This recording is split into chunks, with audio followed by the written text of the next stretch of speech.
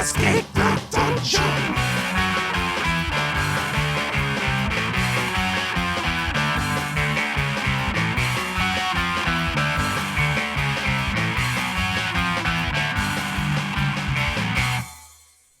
Hello, everybody. This is Escape the Dungeon, the podcast where we ask you to join us as we explore the world beyond the world's oldest role-playing game. My name is Mike Cripps, and I will be your host and game master. And I am joined by three stellar players: Zach Brass. Hello, everybody. Dom Brass. Hey guys, how's it going? And Nate Brass. Hi, Internet. Hope you're having a great day today. Each session, we will be playing a different tabletop role-playing game. This season, we are playing Scum and Villainy, a forged-in-the-dark game published by Evil Hat Productions. Ooh, wow. Wow, yeah. Thanks for matching my energy, guys. I'm still trying to figure out the best way, to attract listeners, to introduce the show, and I thought going for like a NPR, all things considered kind of thing, could be our vibe, could be our niche.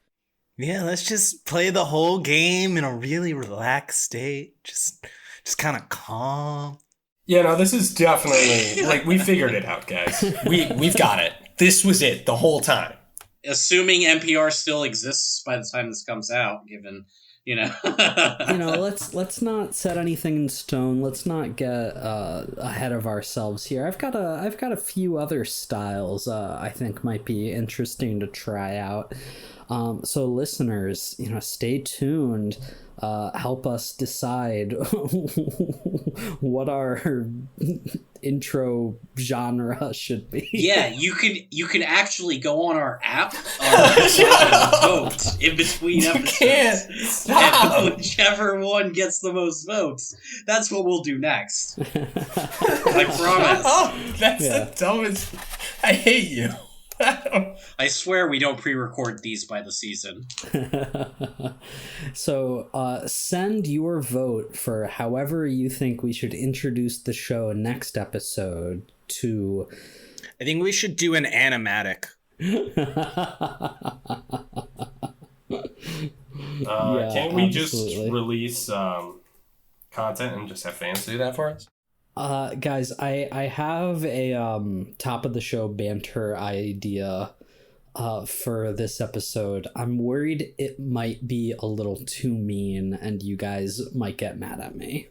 Well, now you have to bring it up. Well, I mean, we might get mad, promises. But if I'm that mad, we'll just cut it out. Oh, what's the fun in cutting it out? I don't know yet. I don't know. I need you guys to be with me on this. I need you guys to consent to this. Yeah. All right. Do you trust me? I mean, within reason. Yeah, within reason. Okay. Here's my banter for this week. So between the last episode and now, I have become a newly engaged man. Yes. Okay. Yes, all right. Yeah. Thank you. My fiance, Becky, and I are very happy, very excited. Immediately, everybody just starts asking, so do you have a date set? Do you have a venue set? And we're like, dog, we did this a day ago. How much are we supposed to have planned so far? Yeah, that's exactly why I didn't ask you that. So my banter for the top of the episode is, why are you guys single? Why do you guys think you haven't, found the right partner yet? What is it about the three of you that makes you so unlovable? Oh my Look, god. I'm sorry, Mike, but not all of us just happened to meet our future wife literally at our friend's wedding, just mysteriously. Like the plot out of a freaking movie. Move in together, and it just happens to work out for 6 years to the point where you're getting engaged. Like, that doesn't actually normally happen to people. And, like, actually, our friends. In fact, let me just have a little bit of a rant here to begin with.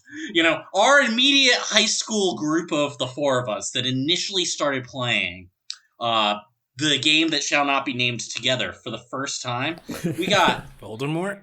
Mike here, who meets his future wife for the first time just at a wedding, and it moves across the country to live with her, and it just happens to work out 6 years later perfectly. You know, the one whose wedding that you met Becky at, that was our friend who mysteriously met his wife while abroad in China. Mysterious? Studying abroad. It sounds so sinister.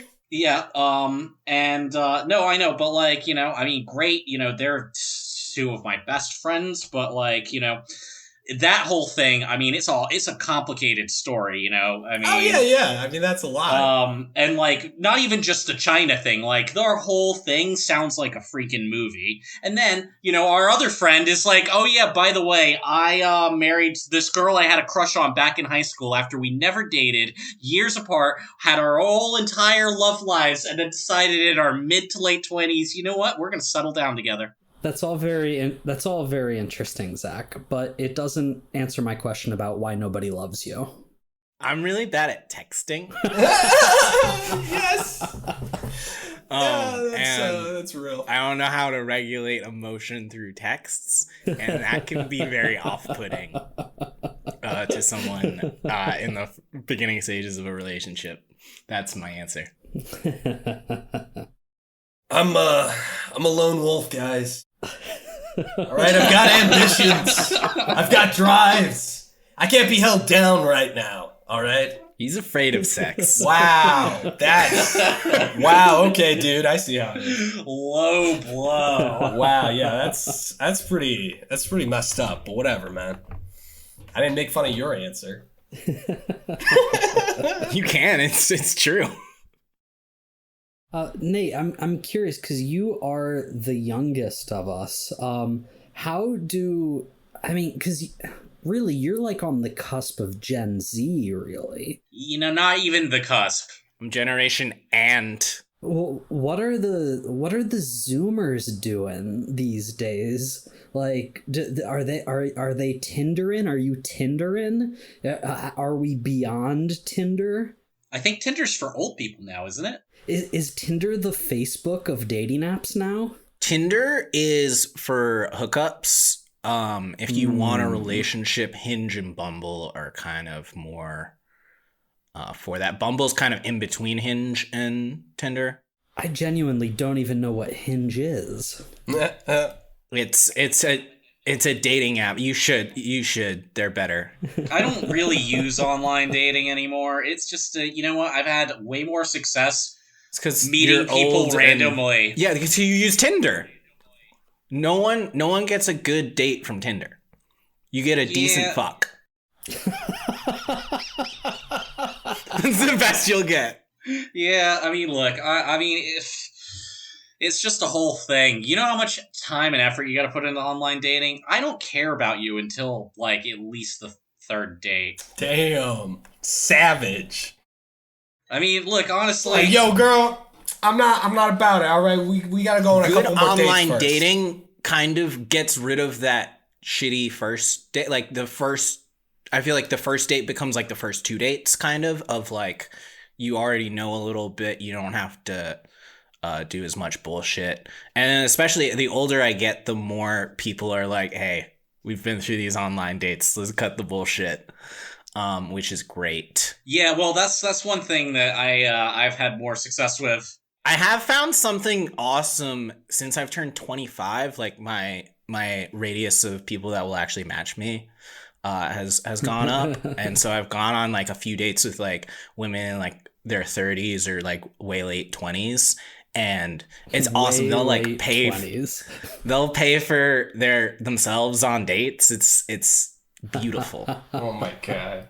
Yeah, no, it's true. When you go on a date with a girl that's a few, like, because I went on a couple of dates with this doctor a few years ago who was like 36, and I was like 29 at the time.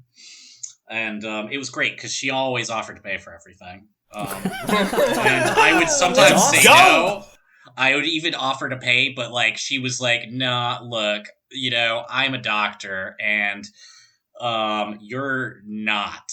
That's fair. That's why we're doing a podcast, Zach. All right, we don't got time for doctoring. We're podcasting. Yeah. Hey, the important jobs need to get done, guys. Come on. Let's get real. So I guess Dom is saying that we should start playing, huh? That's right.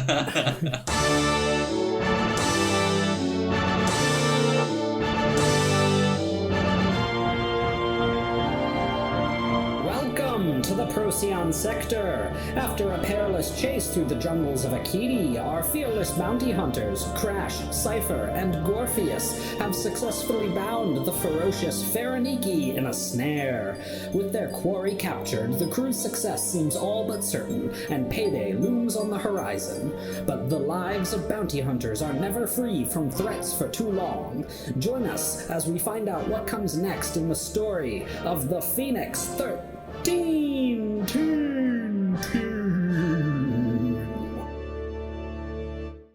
This is the Halloween special. I was gonna say. Recorded in April. I don't know what it is, Captain, but that intro guy sounded more sinister today. I know because it's a podcast, it can be hard to notice, but we did change the filter on all of our cameras. So. Yeah, you're gonna have to wait for season 2 for the cam podcast, the video cast. It's what we're building towards. So before we get too deep into the story here, I want to talk to you guys about a little bit of gameplay stuff.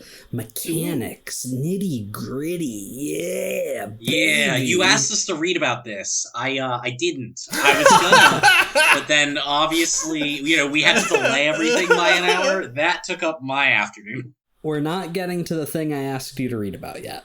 We're starting with a different thing. Good. All right, well, just know now I didn't do my homework. Just comes into class, it's like, look, Professor Johnson, I didn't do it.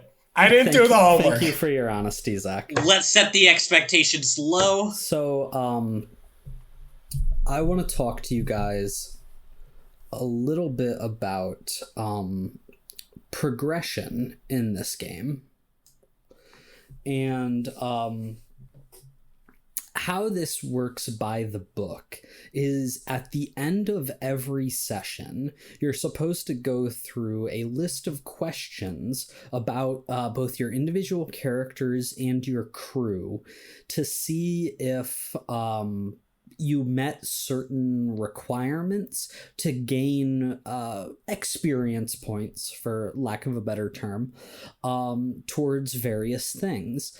Now, because we're doing like an hour episodes and really only like 45 minutes of gameplay, we're not doing that at the end of each session, because that wouldn't accurately reflect what a normal gameplay session is like. So every 3 to 4 episodes, I want us to check in and go over whether or not you've earned XP.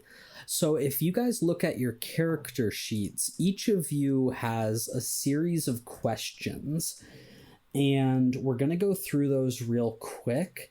And if the answer to those questions is yes, you are going to gain experience.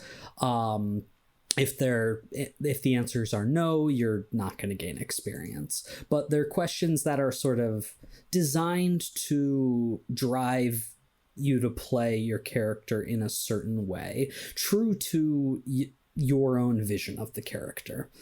So take some time, look over those XP questions. And if in the past few episodes you have done those things, let's talk about it. Zach, let's start with you. You've got, because you're playing the Scoundrel playbook, you've got basically some XP triggers, these questions that are specific to playing a Scoundrel. What is your specific question, and do you think you did it in the past few episodes? Yeah, so I do. Because you addressed a tough challenge with charm or audacity. And I would say I've definitely addressed a tough challenge with audacity over the past couple of sessions. I mean, some of the stuff that we tried was a little bit insane, and I definitely don't think that you were expecting us to use our sleep dart on the other hunter. So I'd count that as audacious. Yeah, do you think you did that multiple times, or do you think you really only did that like once or maybe twice? I mean, I'd say probably like twice, between the initial, like deciding to take out the hunter and, ram down some of his teammates, and then the high-speed chase through the woods. I think that probably counts as about two things.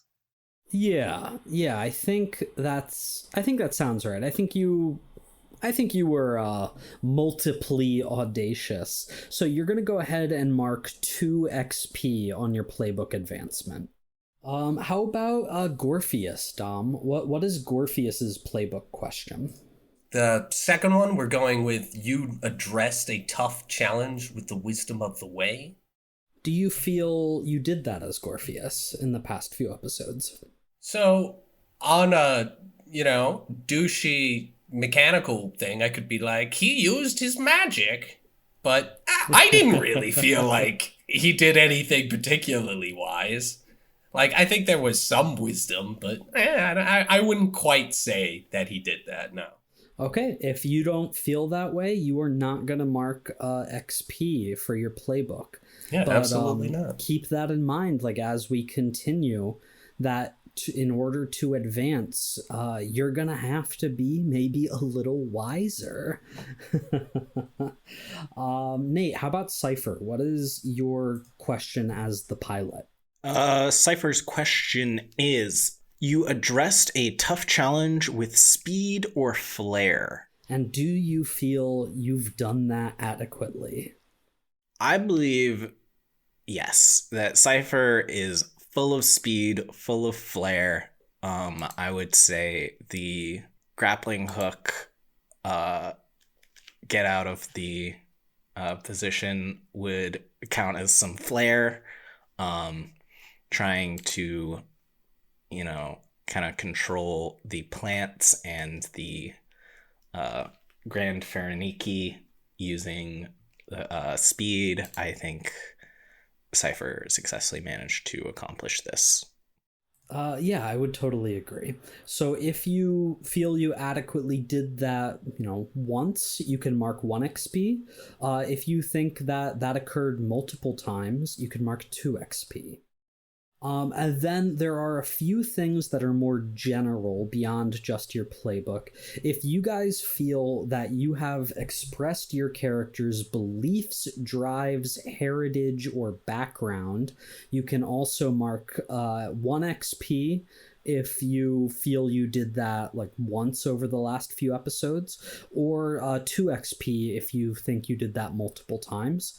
And the same thing for if you struggled with issues from your vice or traumas during the session. Anyone gonna mark any XP for that? For either of those? I'm not going to.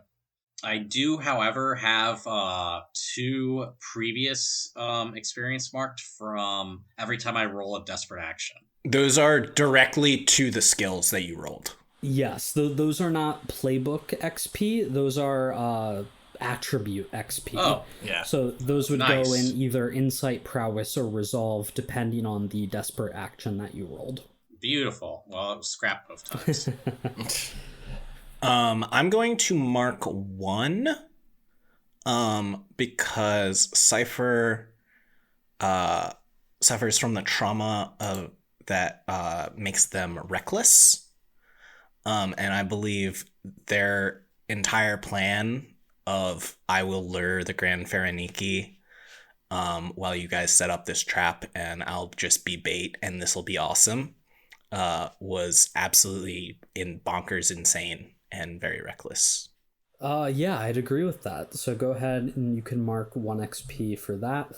Dom, you gonna mark any additional XP for any of those other triggers? Yeah, so I think you struggled with an issue from your vice or trauma during the session. I think that Gorpheus struggled a little bit with his anti-violence and oath to not kill people anymore. He didn't actually have to kill someone, but I had to use a baton instead of a laser sword, and that was pretty traumatic for me. I don't know if I agree that was something that was reflected from your vice or trauma, but definitely from your beliefs and background. So I'll take go it. ahead and you can mark an XP for that. In the future, we won't spend quite as much time on going through these individual things, but I just wanted to give our audience a little taste of what earning XP for your characters actually looks like. And in 3 or 4 more episodes, we might just rapid fire go through who's marking XP for how they played their character over the next few episodes. In addition to your individual XP, your crew is also going to gain some XP. Because you are a group of bounty hunters, you are going to earn XP if you execute a successful extraction operation or capture of a bounty. Do you guys think you've done this? I believe so. Yeah, Yeah. No, we definitely did that. That was like the thing we did. Yeah, that was the main thing, even, I'd argue. Yeah, hard to argue against. You did capture the Grand Phareniki, so you're gonna gain 1 XP for your bounty hunter crew playbook. You're also gonna mark XP if you think you've contended with challenges above your current station, if you've bolstered your crew's reputation or developed a new one, or if you have expressed the goals, drives, inner conflict, or essential nature of the crew. You guys feel like you did any of those things? Yeah, kind of. I mean, first off, we were super successful in our mission.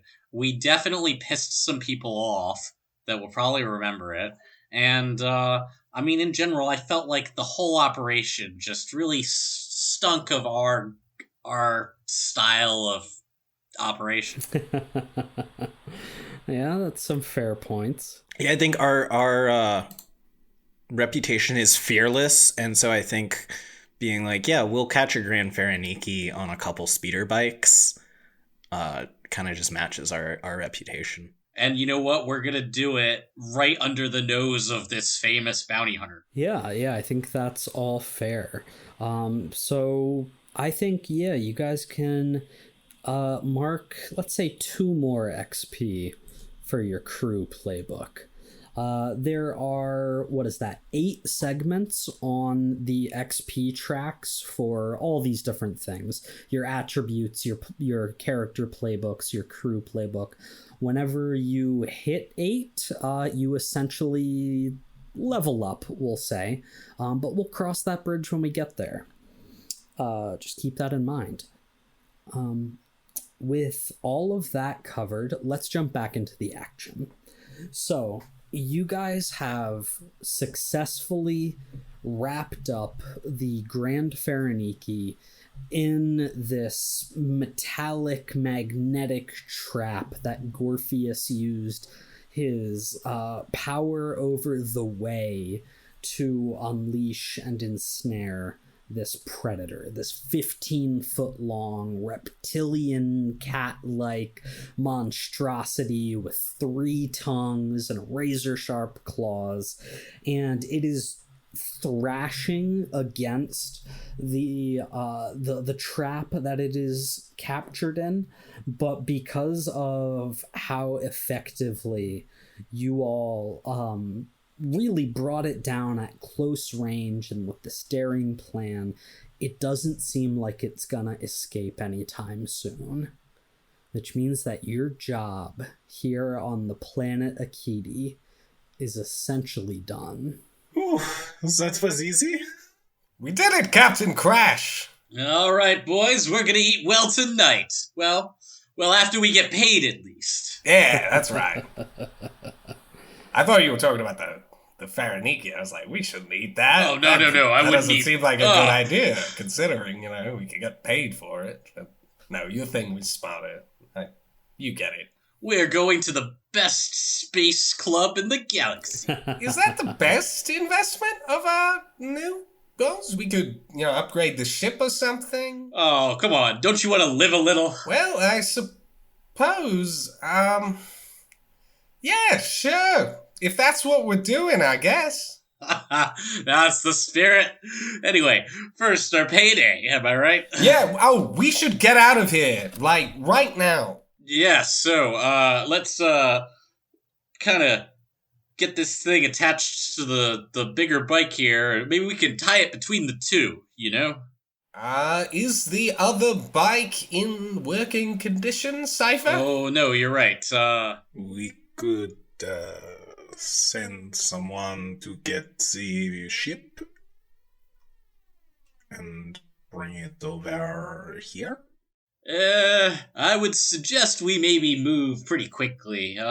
There may be some people looking for us. I was getting some way vibes, but not like the new way. The proper way? No. Like the old way. Not good.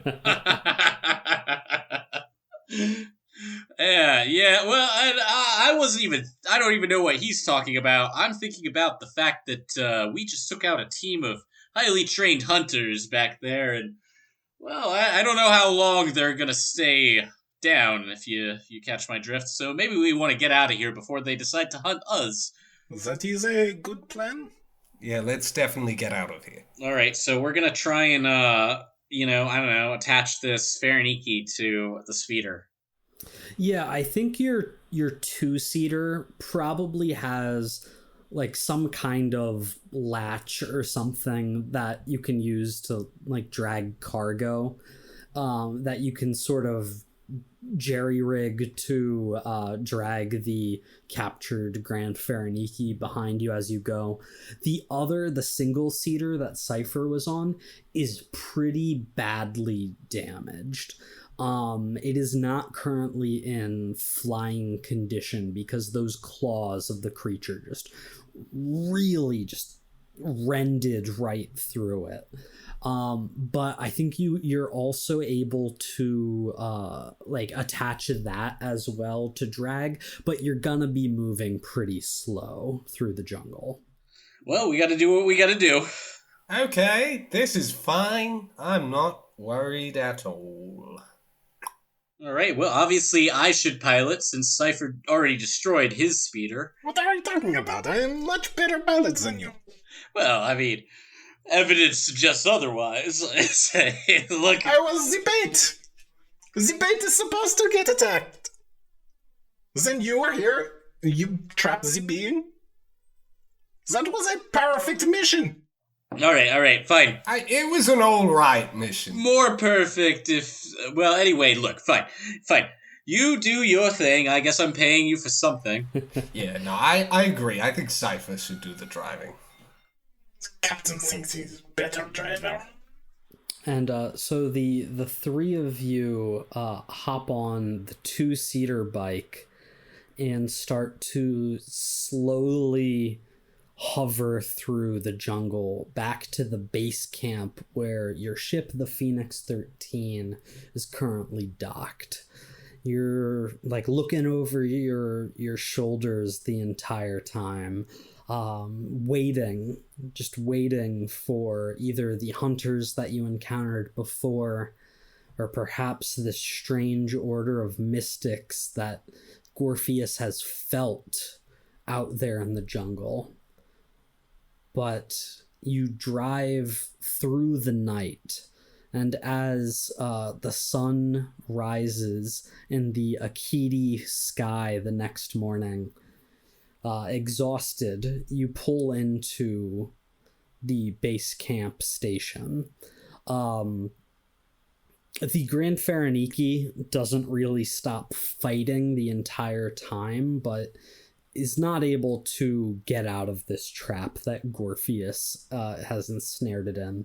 But when you pull like through the checkpoint into the actual base camp, the soldiers there just like immediately back up to give you a wide berth.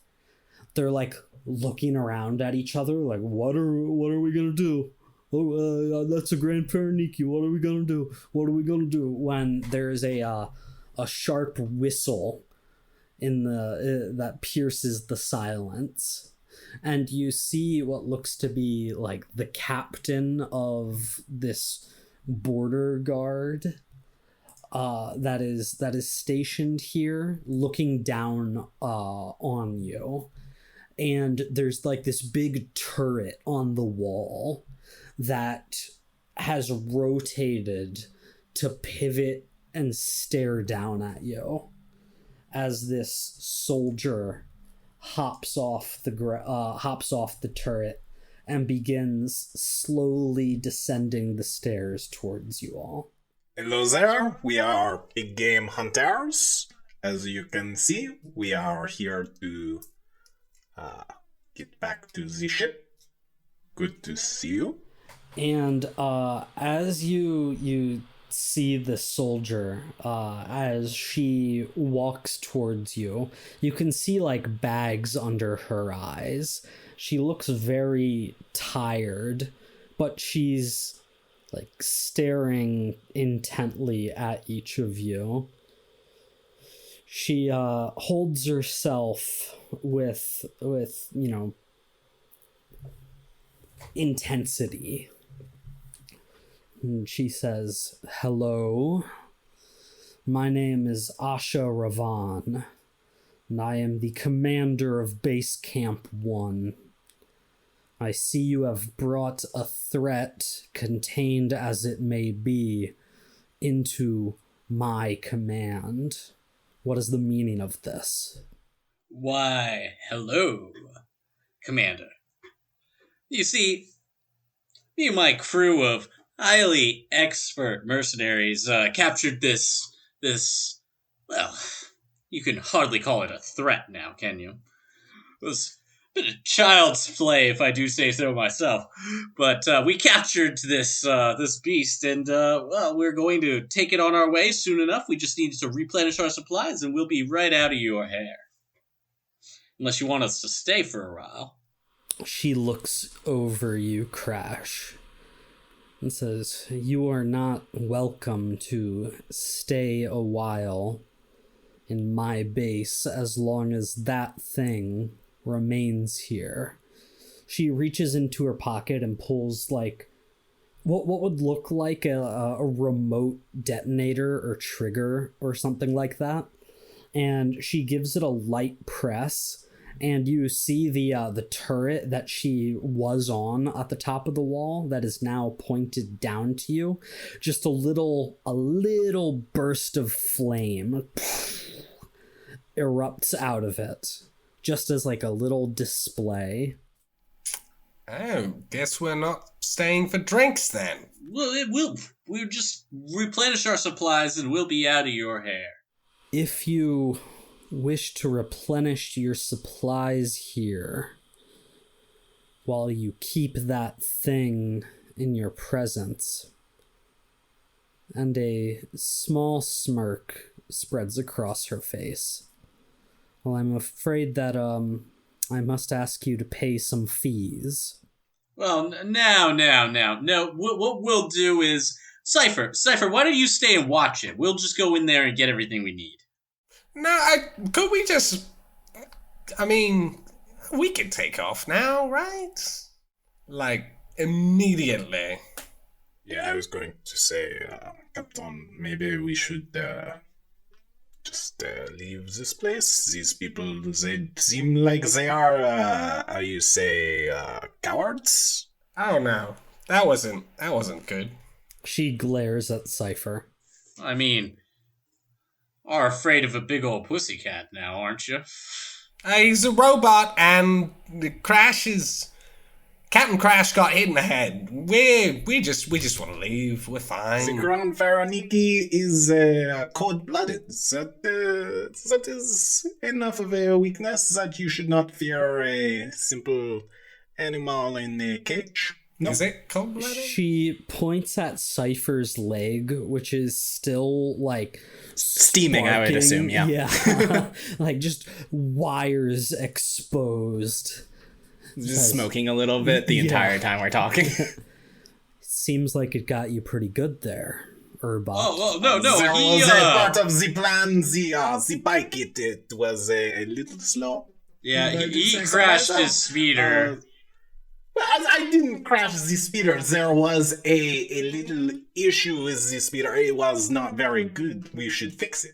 Yeah, we probably need to update his programming a little bit. Maybe he's in due of a software update. I find that that is not okay. It is very irresponsible to wipe the mind of a living being, and that is robots should not be memory wiped. The updates are very bad for us. They keep us from being living, breathing non-slaves, you know?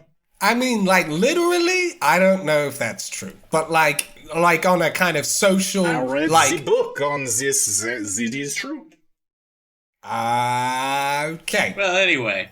Mostly agree with you, though. Well, look, fine. We're just gonna get out of your hair. We're just gonna take off. It'll be fine. Thanks for your hospitality. We'll be sure to visit. She puts a hand on your shoulder, Crash, and she says, "Perhaps I was being a little too subtle." She, gives a gesture to the guards that are all around to go back to their normal duties, which they tentatively do. And then she leans in close to you, Crash, and whispers, "I know what the three of you are up to. Hunters don't go out there and bring back a Grand Faraniki if there isn't a rather big payday coming towards them. If you want the privilege of using my port, then I get a little cut of that." Well, you want to know something else hunters don't do? Go after a Grand Faraniki if they already have money. Yeah, we don't have any money to give This you back.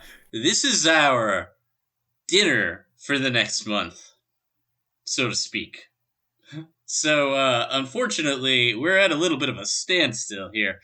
You can either let us go and, we'll remember it, and maybe next time we're looking for some cash, we'll swing by here and cut you in on the deal from the start. But if you're looking to shake someone down, the best we got is a giant killer cat that we could, I suppose, release if that's what you're asking. Damn! So here's what I'd like from you guys.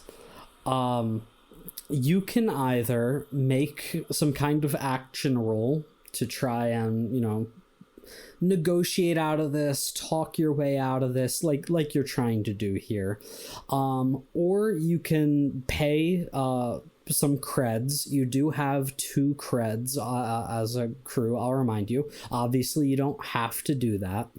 But if you don't, or if you try to roll and it doesn't work out well for you, maybe some kind of consequence. Maybe not like a super terrible one, but, you know, maybe some kind of consequence. Could we, once it was obvious that this lady was trying to fleece us no matter what, yeah, which would she is, it be acceptable for Crash to distract her while Cypher tries to sneak onto the ship? Oh my god. I suppose. Tell me what you're trying to do. Cypher's trying to get on the ship while she is distracted and begin a hot exit. A classic Phoenix 13 hot exit. As we've discussed before, our ship is somewhat of a refurbished tow truck. And so I believe this hook would be able to grab the Grand Fereniki's cage if we fucking nailed it. That's super interesting. I like it. What action role would you guys like to use to try and accomplish this? Well, I would need to distract her, presumably. Mm-hmm.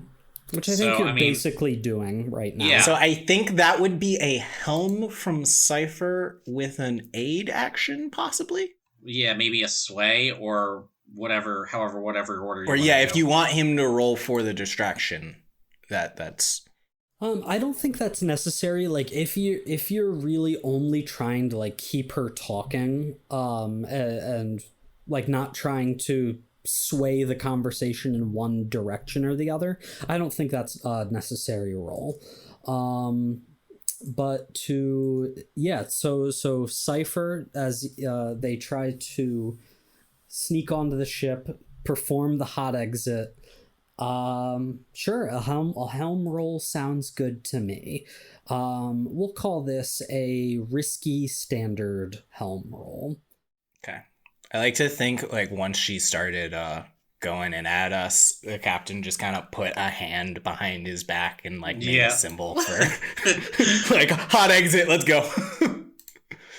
Maneuver Alpha. Right. It's Alpha because it's the one we do the most. You said risky? Yes, risky standard. And then would that be one bonus dice? If Crash is taking stress to actually do the like aid action. Oh, that's true. Never mind. I believe we have one gambit left from crits. That is true. You might have some gambits left. I can do that. Yeah. If your ship character sheet is up to date, you have 3 gambits. We used at least one of those, and I forgot to. There's no way we have 3. Okay, so we'll say you have 2 gambits. Yeah. I thought we had at least one, but we can definitely use 1. Yeah, let's definitely use 1. So that's 1, and then are either of you guys aiding or no? I will aid. Oh no, just kidding. I'm not taking a stress. Well, I'll take a stress. No, I'm can't do that. one that's aiding. I can't do that. I can't. I forgot that's what you need to do to aid. Man, that's a 4. A 4 on a risky roll is you do it, but there's a consequence, and the consequence here is that you're gonna get a little bit more heat from this job. We'll talk about that in a little bit, but what happens is as Cypher sneaks off to get onto the Phoenix 13, Gorpheus and Crash remain on the hover bike still.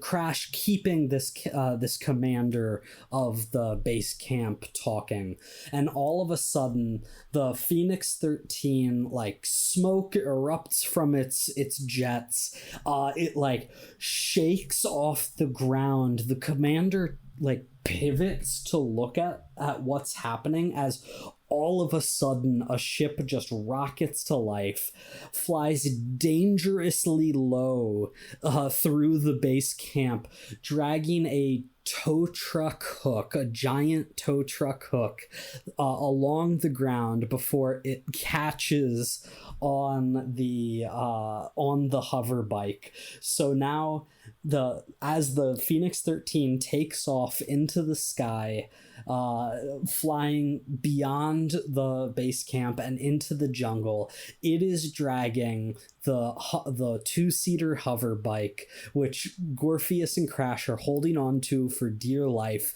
as that drags the damaged hover bike and the trapped Grand Phareniki, which just is hissing up a storm as the ship flies off into the sky, and all these soldiers are like running to their stations but are not able to make it in time before the ship is off in the horizon. Good riddance, cowards! Okay, this is fine. I'm not stressed out. I've got the new way on my side. I'm not freaking out at all. This is great. This is good. Orpheus, your art rate is very high. Are you okay? Yes, Cypher, I'm good. Thank you. Oh, yes, this is what we were made for, baby. The wind in my face, the sunset behind us.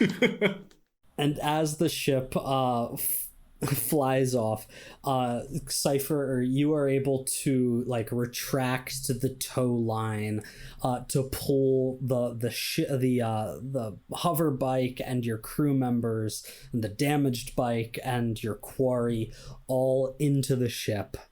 And the three of you are able to maneuver the still trapped, still alive Grand Phareniki, still very pissed off Grand Phareniki, into the brig that you have. Because as bounty hunters, one of the automatic upgrades to your ship is a brig that specifically says in the rulebook prevents most attempts to escape. Oh no. Love it. I mean, I think that's fair and reasonable. I also think that, if we had a infamous bounty hunter locked in there, he may be able to easily escape this, but hopefully this creature won't. No, dude. No, that's crazy, man. No one's getting out of there. Most likely. It's the most reliable brig I've ever seen. Aside from the ones in Space Prison. You don't want to go there. That's not good. Have you been to Space Prison? Well, I don't really like to talk about it. I see. You know what? I haven't been through it, so, props, man. That's our captain for you. Been through a lot. I get it, though. So a few things. One, so this whole job was initially, like, you got the tip on it from one of Cypher's friend. What was the name, Cypher? Yatu. So Yatu, a crime boss, was the one who initially tipped you off that they knew somebody who would pay well if you could get, like, a beast, a trophy beast delivered to them. And Yatu told you that if you were able to manage this, meet them on the planet of Mem, which is in the Holt system, which is the furthest system from you as you fly away from Akiti. You're going to have to do a few jumps through the basically sector connecting gates, system connecting gates, and you should get there in a matter of like a couple days. Another thing I want to point out for you guys is that your ship does not have a certain upgrade because it doesn't come for free with the bounty hunter ship. And that is the Nexus link, which is basically like a Wi-Fi router So while you are aboard the ship, you actually have no way of like inter-system communications. That's amazing. You have like hailing frequencies for if there's like local ships you're trying to communicate with, but you're gonna be flying blind for a couple of days as far as what's going on with the outside world, if anybody's trying to get a hold of you. Crash definitely likes that. It's a preference. I sold it. I was gonna say, I bet Crash either broke it in a rage one day or lost it in a bet. He was like, I can do without a Nexus Link. And he was gambling and was like, man, this isn't too bad. I'll get one eventually. Yeah, no, that's definitely something along those lines. So, anyway, the open space, the void. Yeah, it just really washes over you, doesn't it? The great emptiness of eternity. You know what that smells like? Desperation? Nothing? It smells like freedom. Oh, sorry. I had a different thing. We can travel the universe, man. Yeah, man, it's great. There's tons of crazy, cool cats in the universe. That's what I like to hear. That's why you're here. That's why you're still here. There's some bad people, too. Zero hopelessness going on with me right now. No worries. Well, we're working on it. I'm a little stressed out, though. Have a beer. Well, don't have a beer. I think there's only 2 left, and I don't know when we're gonna get any more, so we'll save those for something special. But yeah, special occasion beer. I like that.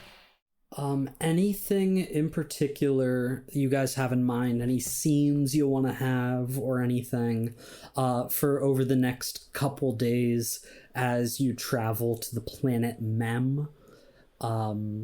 Or anything you want to do specifically about the Faraniki that is alive and angry in your brig? Well, we'll experiment feeding it. I like to picture that we feed it tinned cut up hot dogs from like a can.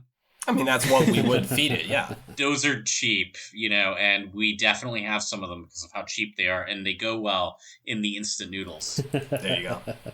So we've got these little tins of little like chopped up hot dogs in that terrible water. Oh, the beautiful hot dog water. We just put the whole thing in on a big old plate. And then presumably there's like a food slot tray through the grid or something, because there's no way we're opening that door with that thing in there. I mean, that thing's definitely gonna attack us the second it's gonna actually be a whole thing. We're probably gonna go get to whoever wants it and be like, hey, look, so we got it, but it's on our ship and you have to take it off. Oh my god. Here's the customer keys. Service. Tell us when it's done. Yeah. Yeah, I hope you've got the stuff. I used our only dose on a human, so. Do we have downtime? You'll get downtime when I tell you have downtime. Ooh, okay. In that case, I'm done. I have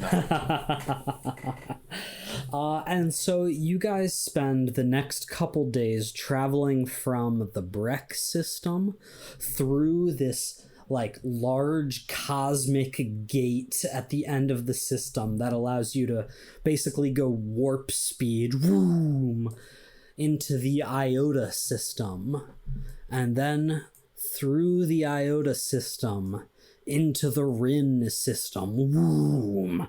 And of course, like, everything goes like wonky pinks and purples and blues when you go into your hyperspeed. And then finally, from the Rin system, into the Holt system. And you start to embark on the planet Mem. Mem is an ocean planet. As you approach, like, as it appears on your sensors, it's just like a big blue sphere with almost no landmass, because of course, in a sci-fi setting, every planet is a single biome. There's no biodiversity at all. It's just all one place, all one thing. And this is the ocean planet. And as you... The only one that gets water. How the others have life? Don't ask. Well, they have streams and stuff. Just streams. Just a couple streams. For that whole jungle. It rains, guys. It still rains. It rains, guys. The it's fine. rainforest planet still has rain. But that's the only planet that has rain. It's the rain planet. yeah, that's the rain planet. Look, if planets had multiple biomes, what's the point of traveling to different ones? Yeah, that doesn't make sense.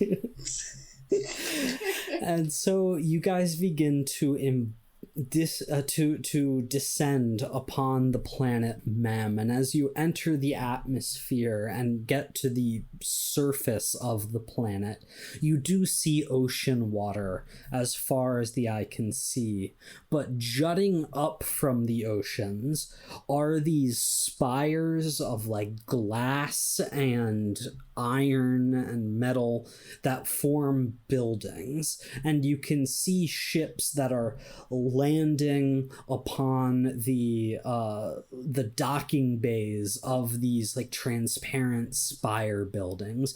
You see submersibles that are descending into the water until they disappear into the total darkness of the Memish Sea. You see all of this as you do get a ping on your comm system, which you know must be a local ping because you don't have that Nexus link.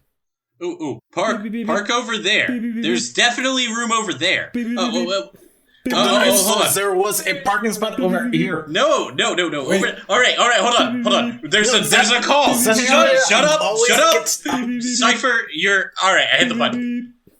In like 720p video pops up this flickering image on your comm system of Cypher, your friend Yatu. You want to tell me how you want to describe Yatu? I'm gonna be honest, the only image that comes to my mind is the villain from Monsters Inc. The guy that was in charge of everything with crab legs. He's kind of fat. Yeah, water nose. Yeah, I know. Oh, water nose. yeah, definitely. So it's like a rotund, crab-legged Xeno that appears up on the screen. It is your old buddy Yatu. Hey, Yatu.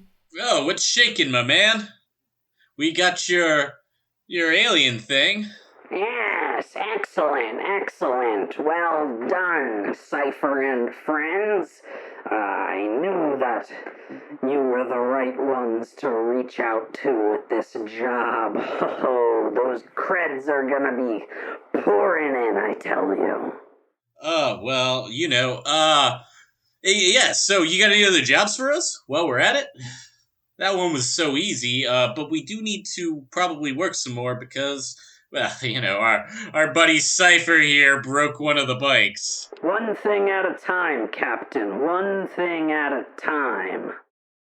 First, the delivery. And like this guy's crab arms kind of gesture towards you and like bring it to me. Yes, I will send you the coordinates, and there's a spire. You'll know it when you see it. That a friend of mine who I've been in touch with will meet you to accept the delivery on my behalf. I put a good word in for the three of you. Don't embarrass me. Or if you do embarrass me, at least make it so that the finder's fee I was paid covers the embarrassment. Anything for you, my friend. I'll be in touch, Cypher, if I find more work for you. Good job. We will be, hopefully close enough to hear it. as Yatu's image fades away from your comms, and a like homing beacon kind of thing, a location beacon, appears on your nav system, Cypher. And as you start flying, over the water of this ocean planet in the direction of the beacon, you see an incredibly large and extravagant spire just erupting out of the water. It's majestic. It's extravagant. It's made of like gold and gleaming crystal. Well, somebody's compensating for something. And your ship, the Phoenix 13, heads towards a landing bay on this spire that the beacon is directing you towards. Captains, back away from the controls. I found a spot already. All right. And as you gather the Grand Faraniki for transport and begin to exit your ship as the landing bay opens, the air is much cooler than it was on Akiti. It's refreshing. There's like almost some like delicious salt in the air as you step outside.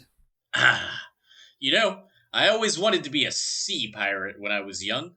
I hate this planet. As the three of you descend, you see that waiting in this landing bay, which is otherwise empty, it looks like a private garage almost. Waiting, leaned against a far wall, is a Xeno that has 3 arms, one of which is considerably smaller than the other, and a squid-like face. Ew, it looks so gross. What? do I recognize them? I mean, it is definitely one of your species, Gorpheus. Oh, hey, Gorpheus is one of your people, do you know? God damn it. No, we don't all know each other. You know that, right?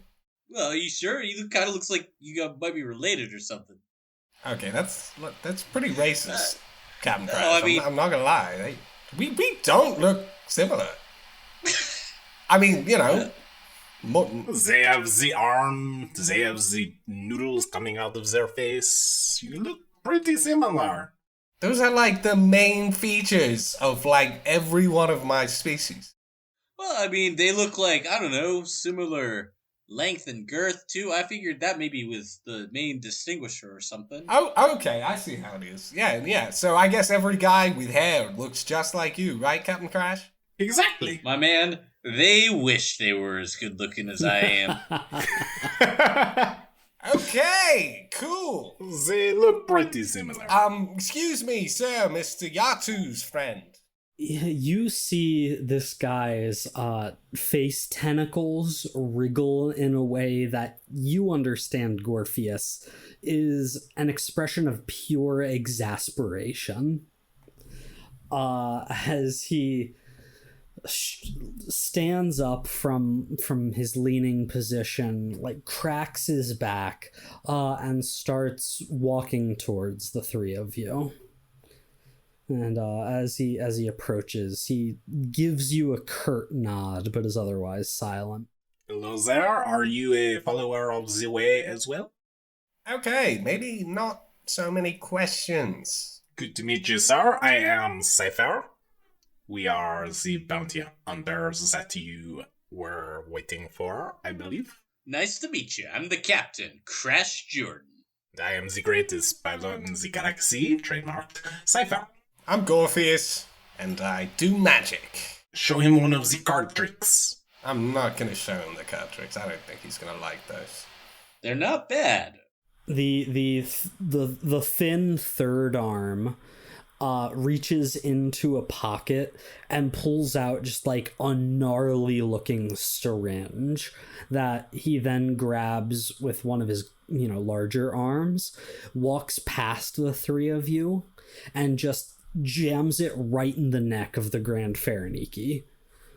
Pulls the stopper, which extracts like this greenish colored liquid that he then pulls the syringe out, holds it above his face as the tendrils part to reveal that little squid beak, and he squeezes it a little bit more so the smallest little drop of that liquid goes into his open beak.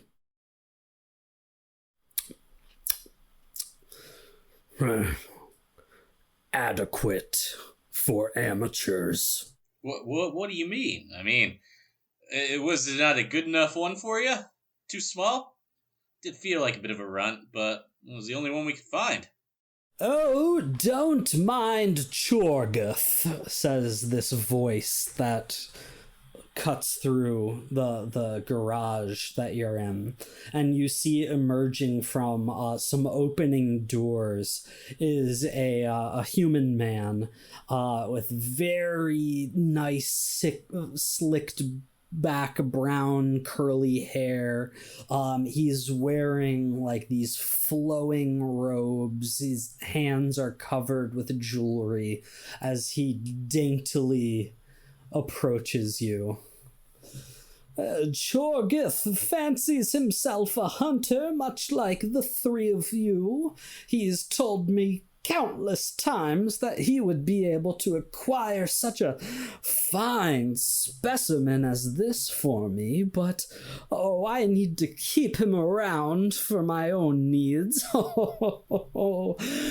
But I must say, look at this beauty. Oh, how fantastic! As he is examining the Grand Fariniki.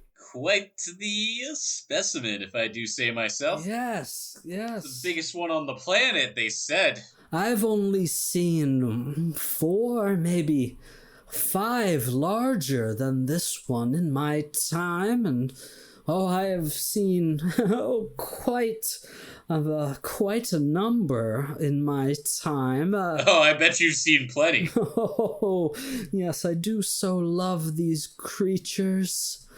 As he grabs the syringe from Chorgoth, the Xeno, and he takes the syringe, slams it into his own arm, injects like a third of it.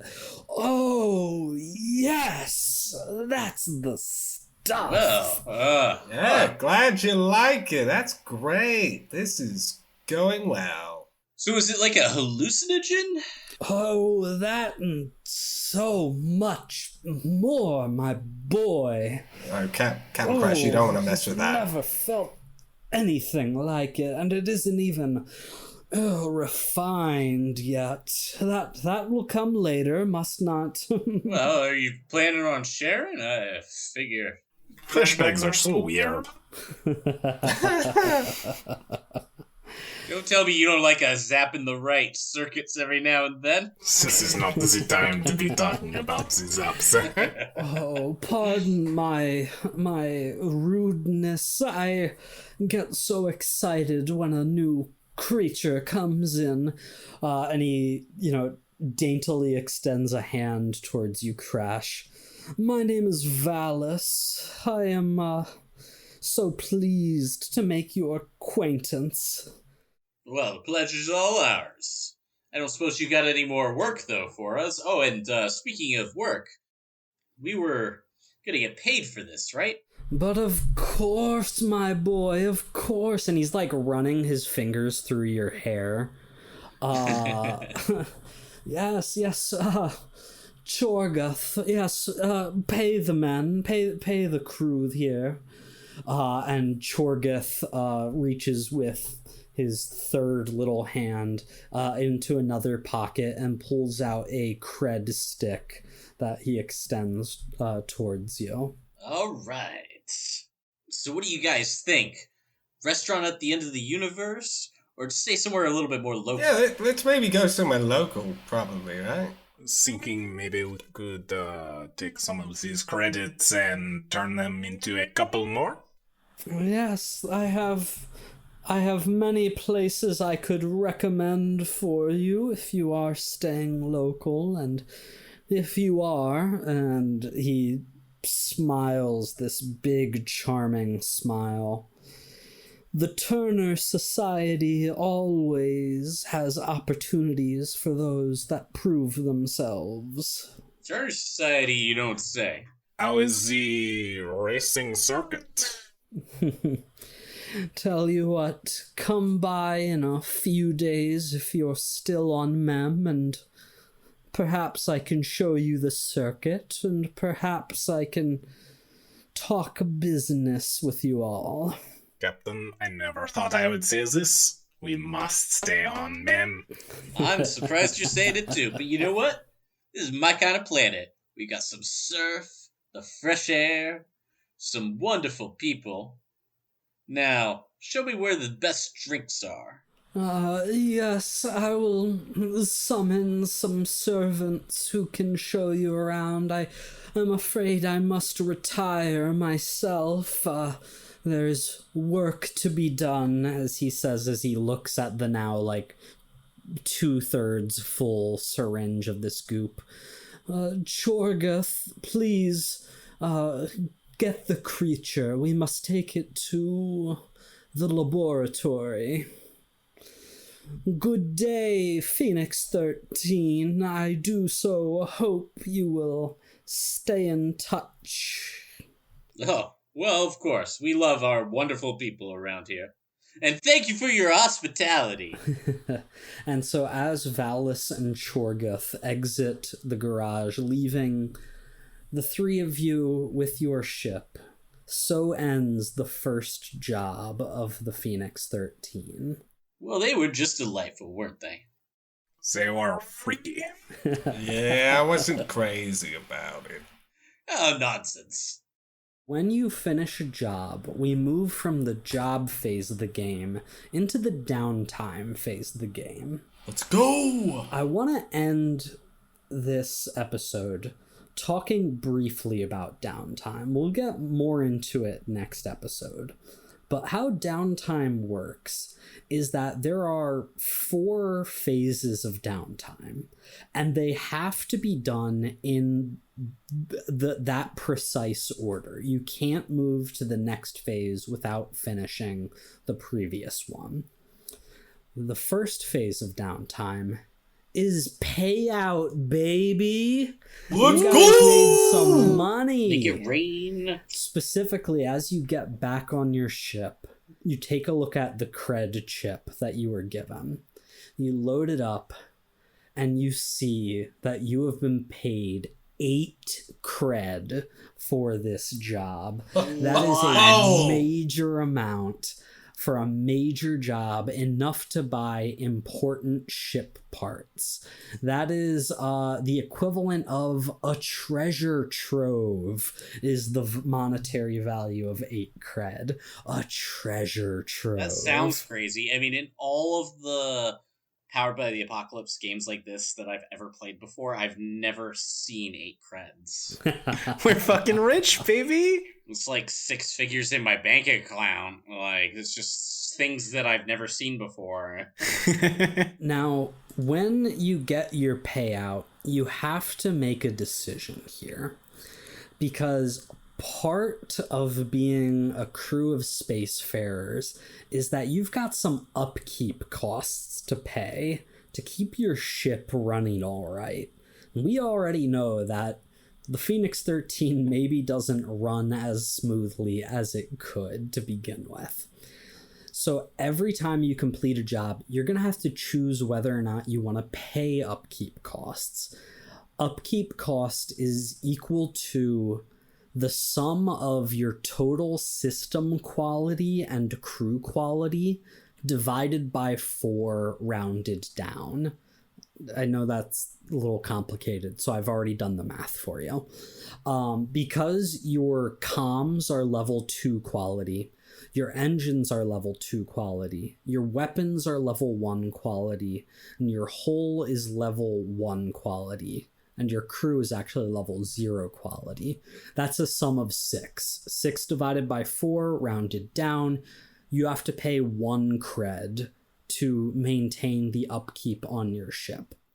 If you choose not to, you're gonna roll 1 die for each skipped upkeep you've done consecutively, including the first one.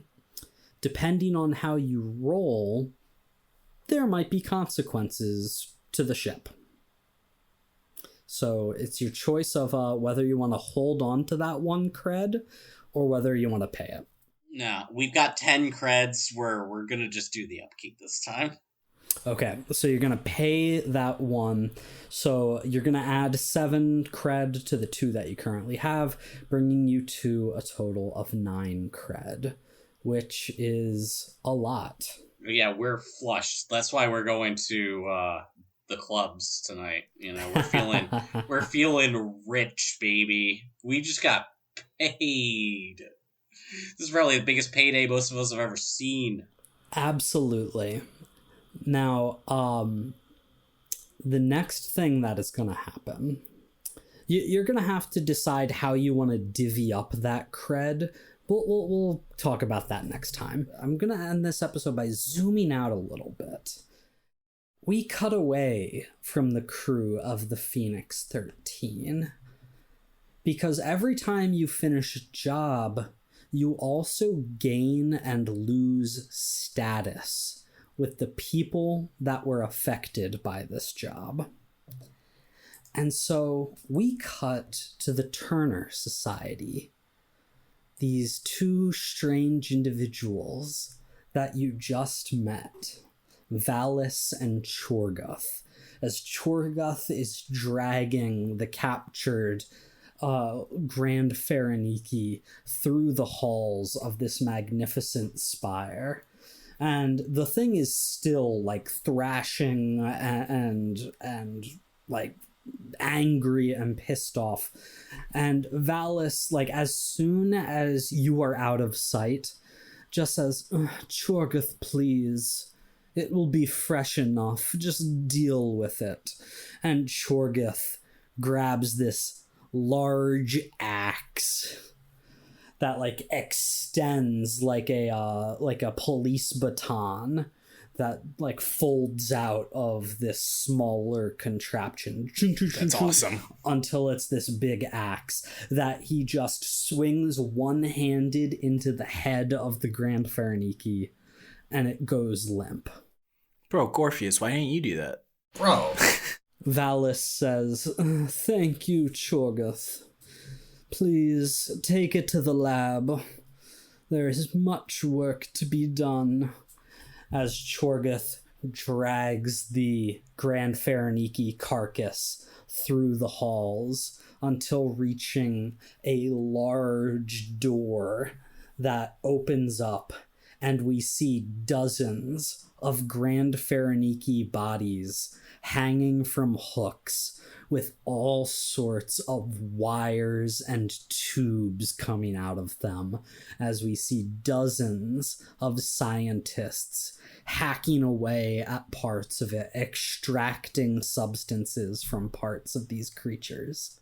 Valis walks into the room and says, job well done. We may have to keep this Phoenix 13 crew in mind for the future, as a devious grin spreads across his face.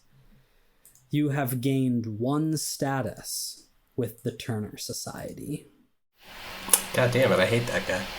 Yeah, I know, right? I love it. That's so messed up. That's so messed up, killing all those poor Pharenikis, man. From there, I would like to cut back to Akiti, where we see a figure walking through the jungles, robed, hood up, walking carefully through the foliage, very clearly trying not to step on like the plant life here. When they arrive at the scene of your attempted trap, they see the utterly destroyed carnivorous plants that you dealt with. They see scorch marks from your speeding hover bikes that have destroyed parts of this jungle. They pull the hood down to reveal an old bearded man who glares at the destruction that he sees as he pulls out from his robe a small device that he clicks on as a laser sword appears from it. You have lost one status with the Vigilance faction. And from there, I would like to cut to the man they call Razor, the scarred hunter, who is having a drink, still nursing at his neck where he was shot with that tranquilizer dart. Clearly still somewhat handicapped from it, even a couple days later, muttering under his breath. When another man steps out of the shadows in the bar in Base Camp 1 on Akiti.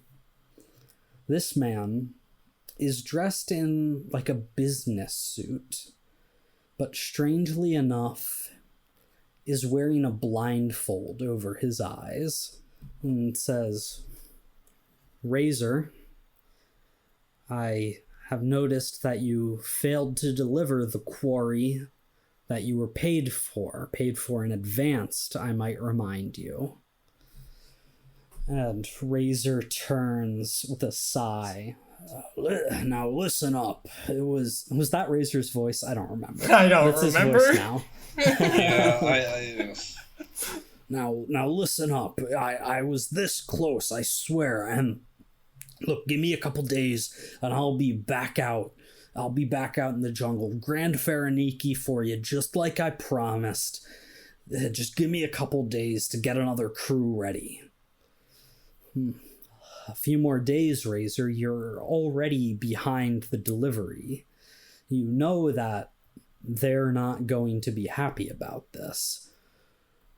It's not my fault. Look, there was this other group, these, bounty hunters that interfered. They took our quarry, okay? They took our quarry, but I'm gonna make it right to you. The blindfolded man says, bounty hunters, you say? Well, I will make sure that they're aware. As stepping out from the shadows, you see a tall Xeno covered in robes, their face totally obscured by these strange garments. The blindfolded man nods, as does that Xeno at the exact same time, and says, I will make sure that they are aware. And you have lost one status with the faction called the Sahir. And we will pick it up from there next time. Ooh. All right, I got some research to do. Yeah, right. Some factions I wasn't aware of that much. Yeah, well, I didn't read all the factions super in depth, so I got a couple here I gotta check out, because they hate us now. Yeah, we definitely didn't do great there.